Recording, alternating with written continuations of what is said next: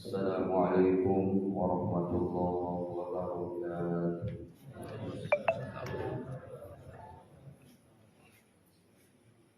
Innal hamdalillah nahmaduhu wa nasta'inuhu wa nastaghfiruh wa na'udzu billahi min shururi anfusina wa sayyiati a'malina.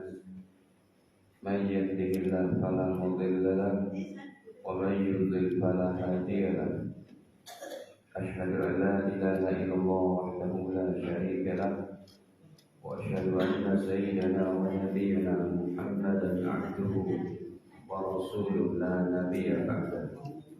Allahumma shalli wa sallim ala nabiyyina Muhammadin wa ala alihi wa sahbihi wa man tabi'ahum bi ihsan ila yaumil qiyamah. Amma ba'd. Fa ya ma'syaral muslimin wal muslimat, usikum wa nafsi bittaqwallah wa fazal muttaqun.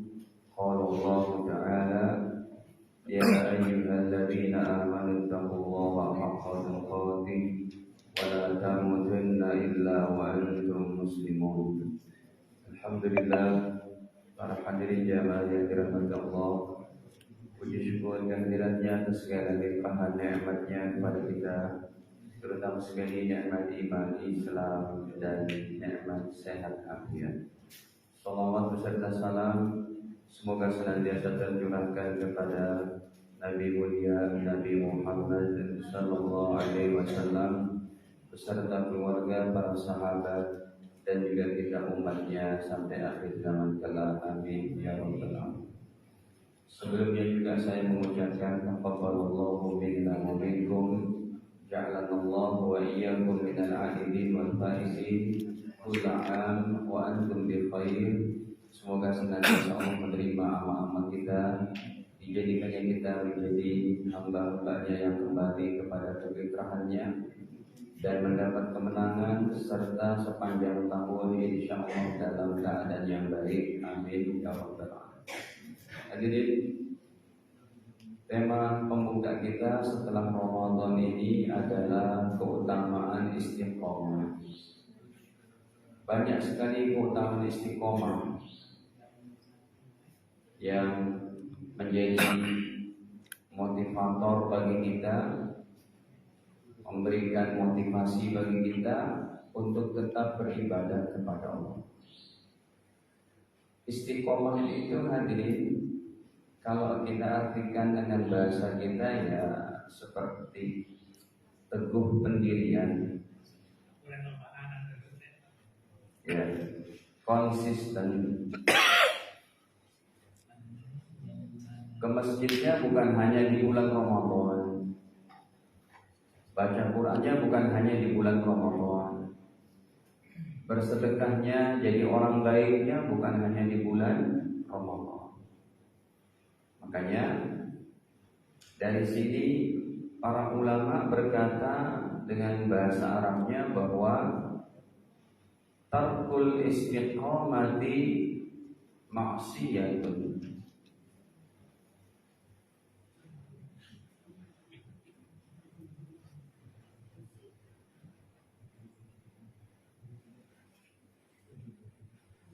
Meninggalkan istiqomah bisa jadi dosa.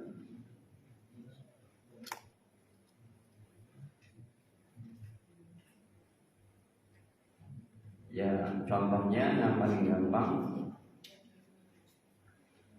ini kata-kata para ulamanya, tarkul istiqomati maksiyatun. Meninggalkan istiqomah bisa jadi dosa. Contohnya, sholat 5 waktu sehari semalam, dia jalankan hanya 3 waktu, berdosa. Apabila tahun depan insya Allah kita panjang umur, masih ketemu Ramadan, puasa lagi, tarawehan lagi, takjilan lagi, ya, sahuran lagi. Terus tahun depannya lagi insya Allah, tahun-tahun depannya lagi kita masih ada umur, puasa lagi. Emang ada yang mengambil cuti Bapak Ibu? Ustaz, saya cuti dia setahun. Jadi dosa kalau tidak ada uzur syar'i. Nah, demikian juga para ulama kita berkata, ya, bahwa begitu pentingnya istiqomah sehingga mereka berkata, kun rabbaniyan wala takun ramdani.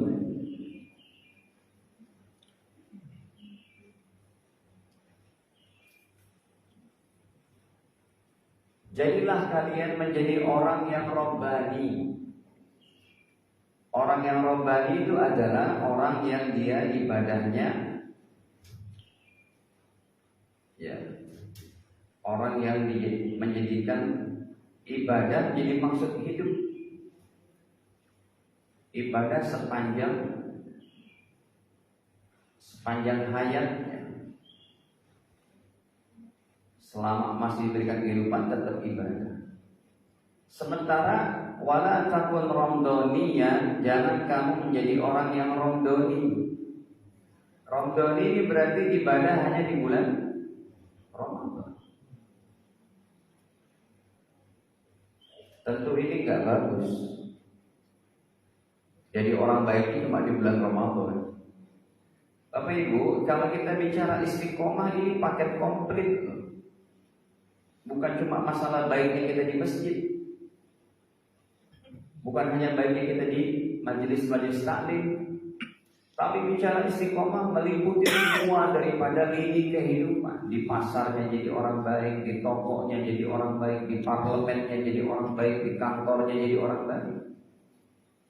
Makanya kalau istiqomah sudah dijalankan, justru dalam hadis-hadisnya itu Allah katakan dalam Al-Quran dan hadisnya bahwa ekonomi kamu saya perbaiki, kata Allah. Justru masalah dunia dulu yang ditampilkan oleh Allah untuk keutamaan istiqomah. Bukan cuma per orang, per keluarga, per negara. Jadi istiqomah paket komplit. Apa? Yaitu yang pertama istiqomah dalam hablum minallah. Yang kedua istiqomah dalam hablum minannas.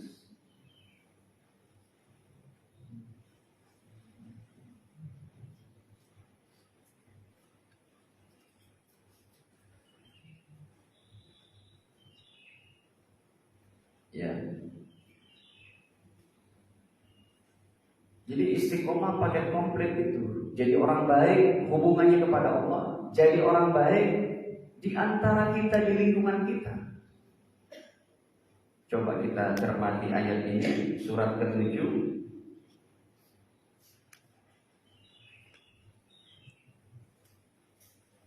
ayat ke-96. Ini murni untuk kebaikan masalah kehidupan dunia. Kehidupan dunia aku jadi baik. Langit bumi aku berikan berkah bagi kalian, kata Allah. Pak, kehidupan ini yang kita harapkan berkah, Pak. Bukan kuantitasnya, tapi kualitasnya. Kuantitas juga penting, tapi kuantitas tanpa kualitas keberkahan ini tetap stres orang-orang ini. Tetap gak nikmat. Ya. Contohnya ini masalah dunia ini. Allah berikan baik masalah dunia ini. Coba kita buka. Walau anna ahlal qura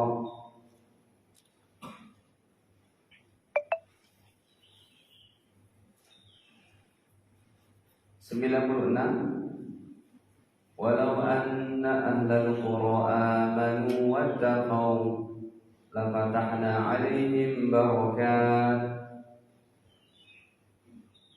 Walau anna ahlal qura, dan seumpamanya penduduk satu negeri,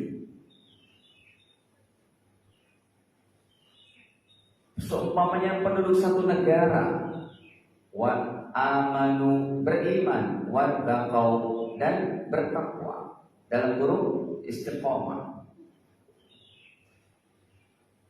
Saya mau pulang aja Mas. Saya lagi puasa. Premium Pak. Oh, oleh-oleh khas Bali. Ya, boleh dibawa pulang. Boleh. Ustaz masih banyak utang.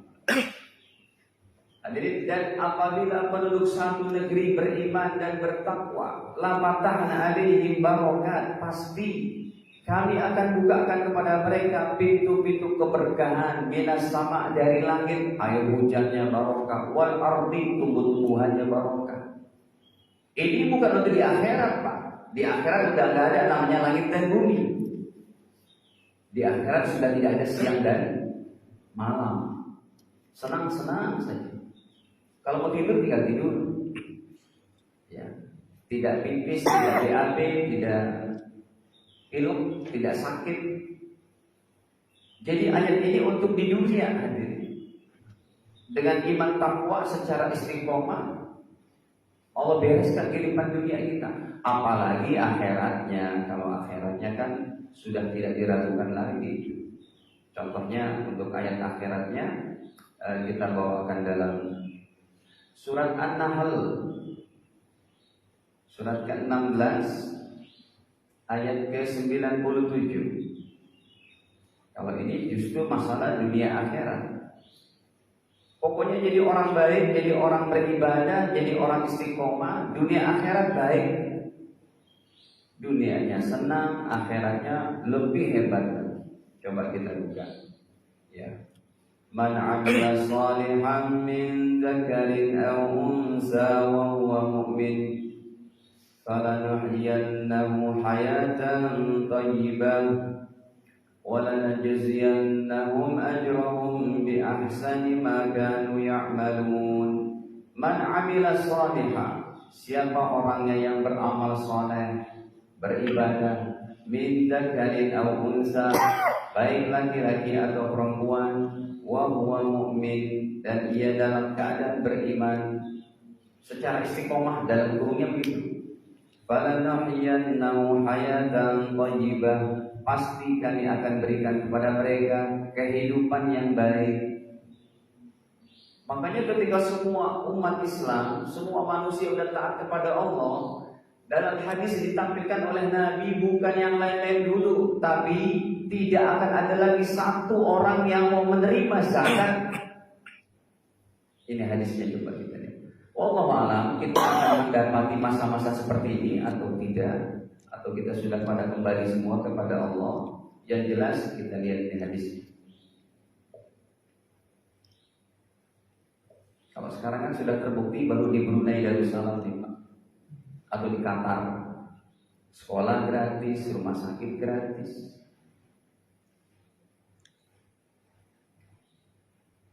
Contohnya hadis Sahih Bukhari nomor 2109. Ini qala Rasulullah sallallahu alaihi wasallam, baginda Nabi sallallahu alaihi wasallam bersabda, "Walladzi nafsi biyadihi," demi zat yang jiwaku ada pada kekuasaan Allah, demi zat yang jiwaku ada pada genggaman Allah, la yushikanna ayanzil fikum ibnu Maryam, akan turun ke tengah-tengah kalian, hidup bersama kalian Nabi Isa, tapi Nabi Isa-nya nanti akan mengamalkan Al-Quran, tidak mendakwakan Injil. Beliau ikut menjadi umat Nabi Muhammad.